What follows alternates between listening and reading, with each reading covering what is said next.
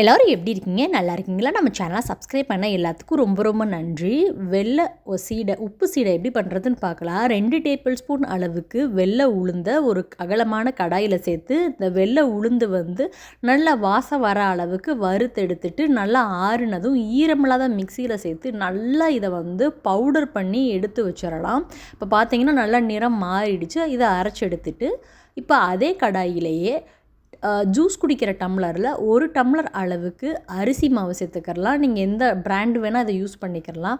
1 கப்புக்கு நம்மளுக்கு ஒரு 20 25 சீடை கிட்டேயே கிடைக்கும். 1 கப்பு ஒரு ஃபேமிலி சாப்பிட்றதுக்கு தாராளமாக சாப்பிடலாம்.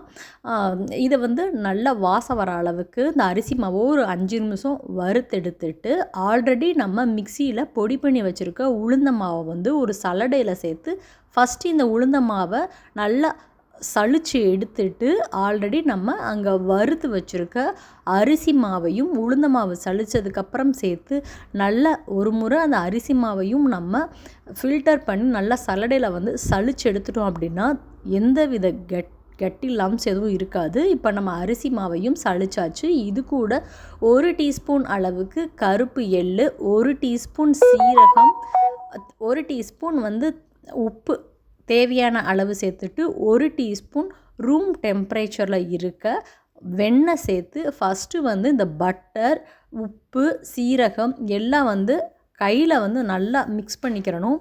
தண்ணி எதுவும் சேர்க்காமல் நம்ம மிக்ஸ் பண்ணும்போது அந்த பட்டரில் இருக்கிற அந்த ஈரத்தன்மையே அந்த மாவில் நல்லா சார்ந்து வரும். ஸோ நம்மளுக்கு அடுத்து தண்ணி ஊற்றி பிசையும் போது கரெக்டான பதத்துக்கு இருக்கும். ஃபஸ்ட்டு கையில் இப்படி மாதிரி பிடிச்சு நல்லா அந்த வெண்ணெயை மிக்ஸ் பண்ணி விட்டுக்கோங்க. அப்போ நம்மளுக்கு கரெக்டாக இருக்கும். நல்லா 2 நிமிஷம் இந்த மாதிரி கையிலையே பிசைஞ்சு விட்டுட்டு நம்ம 1 டம்ளர் அளவு எடுத்திருக்கோம். அதில் 1 டம்ளர் அளவை விட கொஞ்சம் கம்மியாகவே நம்மளுக்கு தண்ணி தேவைப்படும். வெதுவெதுப்பான தண்ணியை இது பண்ணி இதில் பிசைஞ்சு எடுத்துக்கிறலாம். இப்போ நான் பிசைஞ்சிட்டேன்.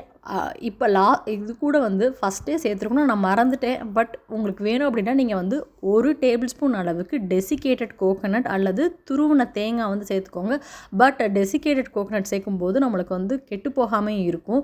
தேங்காய் துருவில் ஆப்ஷனல் தான். சேர்த்துட்டு இந்த மாதிரி சின்ன சின்ன உருண்டைகளாக உருட்டுறதுக்கு முன்னாடி மாவை ஒரு 10 நிமிஷம் மட்டும் அப்படியே விட்டுட்டு நீங்கள் அந்த மாதிரி சின்ன சின்ன உருண்டையாக உருட்டி நல்லா சூடான எண்ணெயில் ஒரு 4 சீடையாக போட்டு நம்ம பொரிச்சு எடுத்தோம் அப்படின்னா அவ்வளோ ஒரு மொறுன்னு அற்புதமான சீடை தயாராகிடுங்க.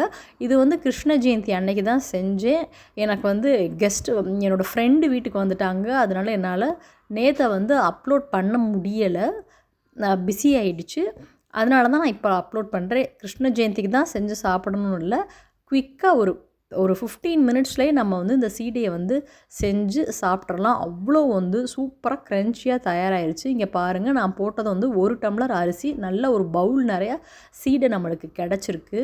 அவ்வளோ ஒரு கிறிஸ்பியாக இருந்ததுங்க. அவ்வளோ சூப்பராக இருந்தது சாப்பிட்றதுக்கு. என்னோடய ஃப்ரெண்டும் சாப்பிட்டுட்டு அவ்வளோ நல்லா இருக்குன்னாங்க. ஆக்சுவலி சவுண்டு வந்துச்சு இதில், நான் கீழே போடும்போதே அவ்வளோ நல்லா மொறுன்னு இருந்துச்சு. சாப்பிட்றதுக்கும் அவ்வளோ எம்மியாக இருந்தது. பசங்க எல்லோரும் சாப்பிட்டு அவ்வளோ சூப்பராக இருந்துச்சு அப்படின்னாங்க. இந்த சிம்பிள் அண்ட் ஈஸியான ஸ்நாக்ஸை நீங்களும் உங்கள் வீட்டில் செஞ்சு பாருங்கள். செஞ்சு பார்த்து சாப்பிட்டு உங்கள் குடும்பத்தோடு சந்தோஷமாக இருங்க. இதே போல் இன்னொரு வீடியோவில் பார்க்கலாம்.